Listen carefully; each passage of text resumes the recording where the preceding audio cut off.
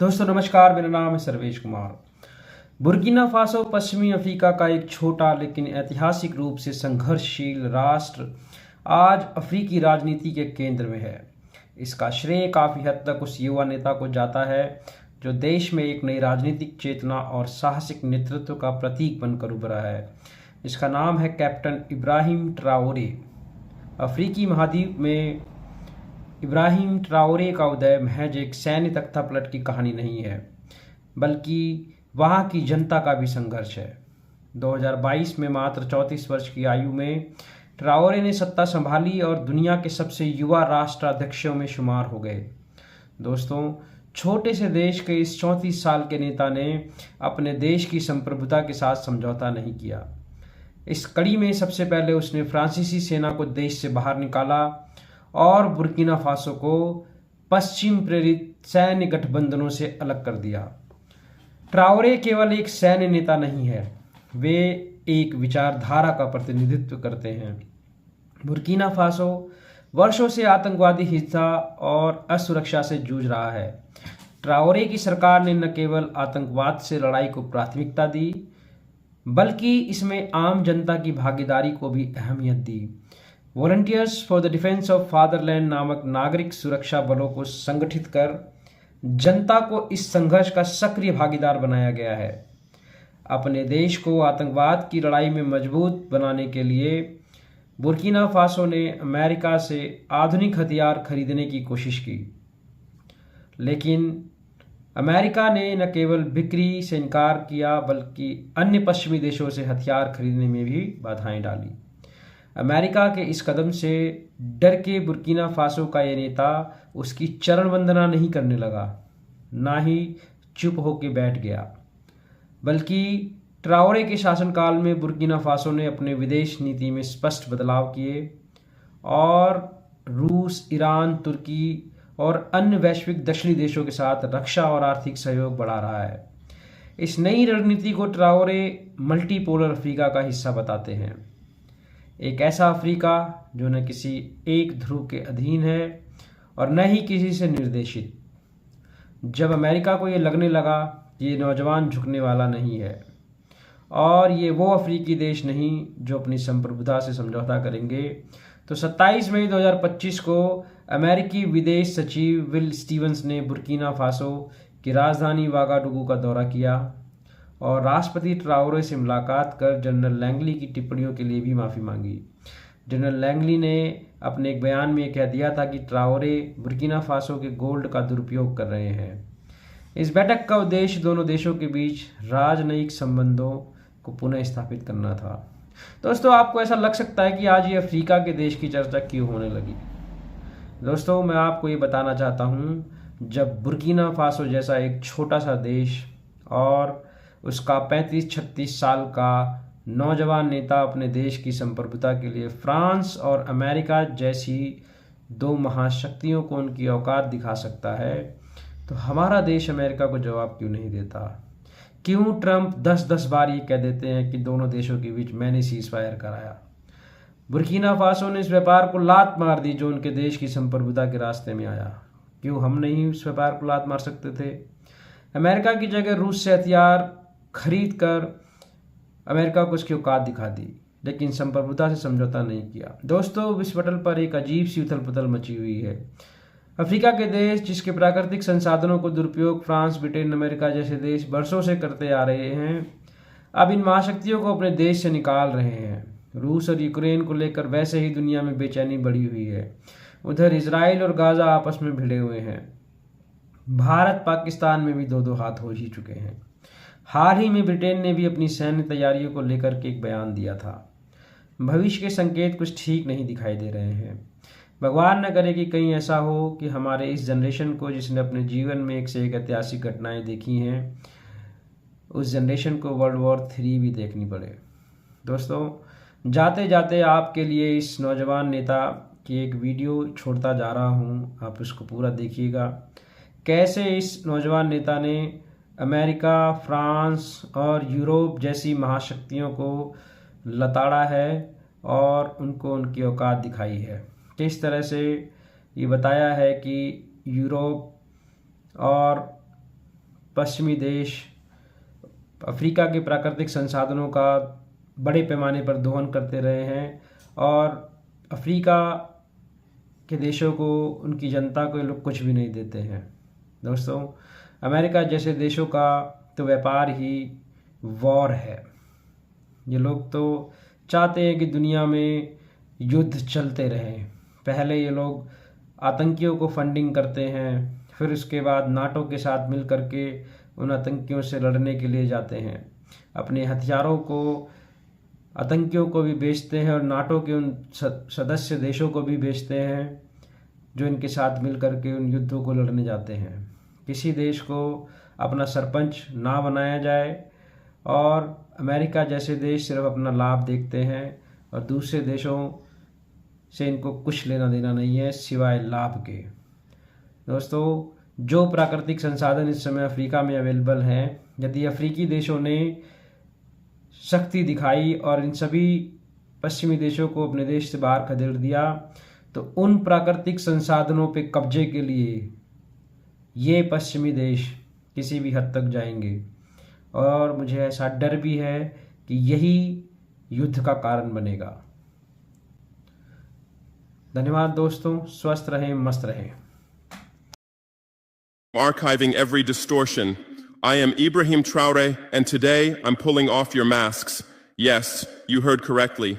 I, whom you call a young military junta leader, whom you brand as a dangerous radical, whom you serve up as an anti-Western dictator, am now telling you the truth. And this time you cannot turn off your microphones. This time you cannot turn away your cameras. This time your editors cannot cut this speech. Because the world you monopolize no longer exists. Because millions will hear these words now, without passing through your filters, without being subjected to your distortions, without being muddied by your lies.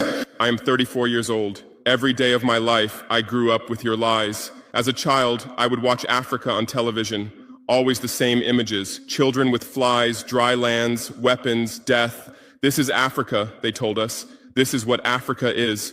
And we believed it. We were ashamed of ourselves. We were ashamed of our own lands, of our own people. But then I grew up. I read, I researched, I questioned, and I understood that the Africa you showed us wasn't real. The story you told us was a lie. The fate you imposed on us was a script you had written. For years, how have you portrayed Africa? How have you shown it? How have you sold it to your viewers? As if we were creatures who had no share of humanity. As if we were savages left outside of civilization. As if we were wretches waiting for you to save us. Every day, every hour, every minute, the same story plays on your screens. Hunger, war, disease, corruption, terror, chaos. These are the words that come to mind when Africa is mentioned.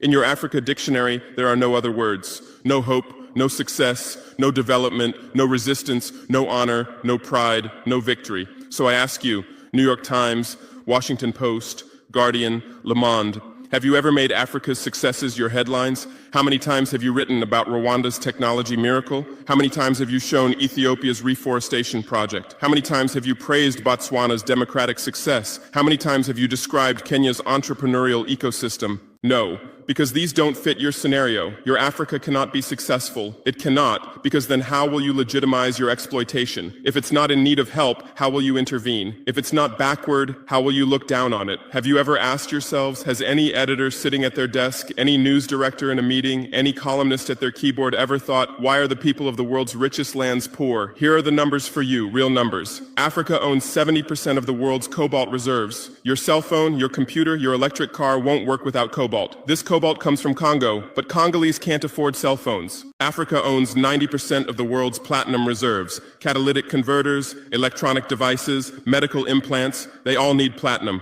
This platinum comes from South Africa, but South Africans are crushed by unemployment. Africa provides 30% of the world's gold production. Mali, Burkina Faso, Ghana, Tanzania. Gold flows like rivers from our lands. But our people swim in poverty. Africa supplies 65% of the world's diamond production.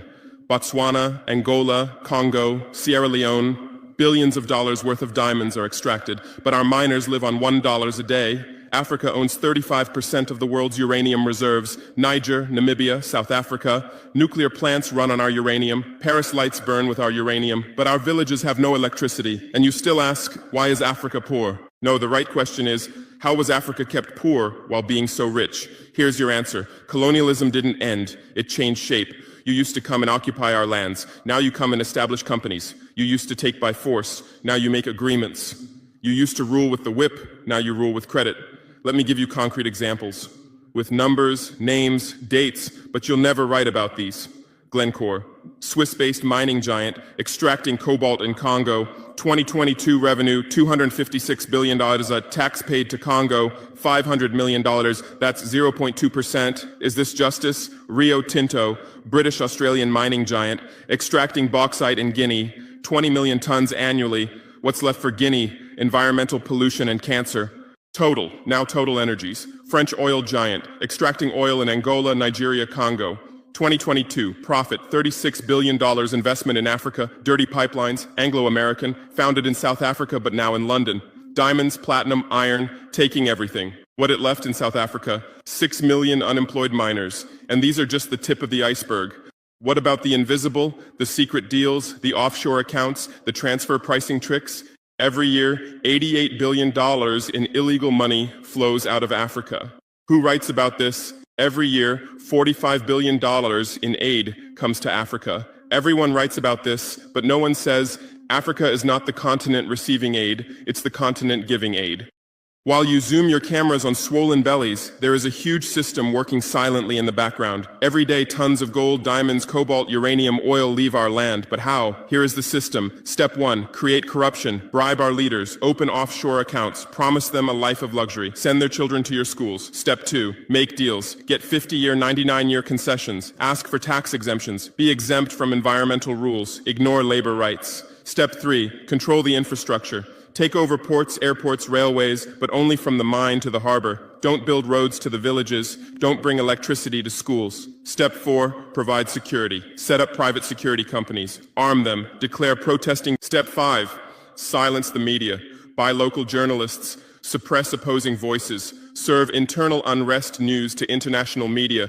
And this is how the system works. It's been working like this for 100 years, and you don't see this system. You don't want to see it, because you're part of this system too. Who are the biggest advertisers of New York Times, CNN, BBC, oil companies, mining companies, arms companies, pharmaceutical cartels, the companies that exploit Africa?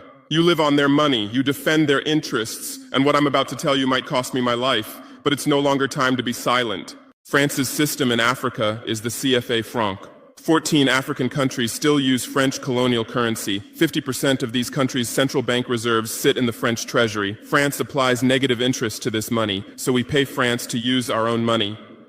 Through this system, France transfers $500 billion worth of resources from Africa every year. Does anyone write about this? No. But when France gives Africa 10 billion euros in aid, it makes headlines. Britain's system is more sophisticated. London is the world's money laundering center. City of London, offshore paradise. Every penny stolen from Africa passes through London. Jersey, Guernsey, Cayman Islands, Virgin Islands, all under British control. Africa's wealth hides there.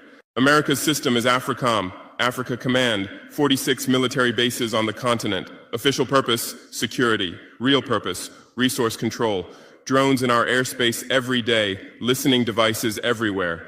They say fighting terrorism, but it's not terrorists. It's people's leaders who are targeted. China is the new player, says win-win, builds infrastructure, gives credit, but in exchange for what? 99-year port concessions, mining rights, agricultural lands, debt-trap diplomacy, ask Sri Lanka, ask Zambia, and you write about none of this. Why? Because you're not free press. You're corporate press. Your bosses are billionaires. Jeff Bezos bought Washington Post. Why? For love of journalism? Rupert Murdoch's media empire, Fox News, Wall Street Journal, The Sun, The Times, all from the same hand, all giving the same message. West is good, others are bad. Carlos Slim is the largest shareholder of New York Times, Mexican billionaire. Where's his wealth from? Monopolized telecommunications, got rich off Latin America's back, now controls America's most respected newspaper. And you claim to do independent journalism? Who are your editors? Which schools did they graduate from? Harvard, Yale, Oxford, Cambridge? Always the same elite schools, always the same worldview, always the same prejudices. How are your reporters selected? How many languages does your Africa correspondent speak? French, English, that's all. Swahili, Hausa,